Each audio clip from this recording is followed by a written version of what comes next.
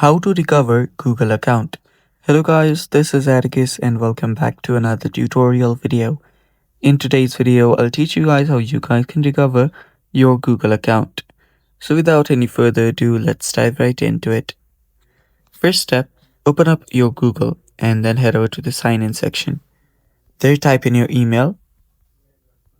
And after you do that, you will then need to tap on next. So let me type this in first. Then tap on next. After you tap on next, it'll prompt you to a section where you can type in your password. So in case you've forgotten your password and you want to recover it, tap on try another way. And from here, you can simply choose how you want to sign in. So from here, you can update your password. You will get a recovery mail on your account, which is your secondary account. So you can tap on update password right here. And then you will be getting a mail. So on that mail, you'll find a verification code which you might have to type it in before you come to this section.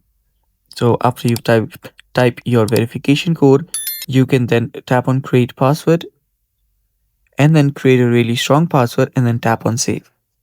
After you do that, you'll be prompted to your account and there you can see I have just logged in. And that's basically how you do it.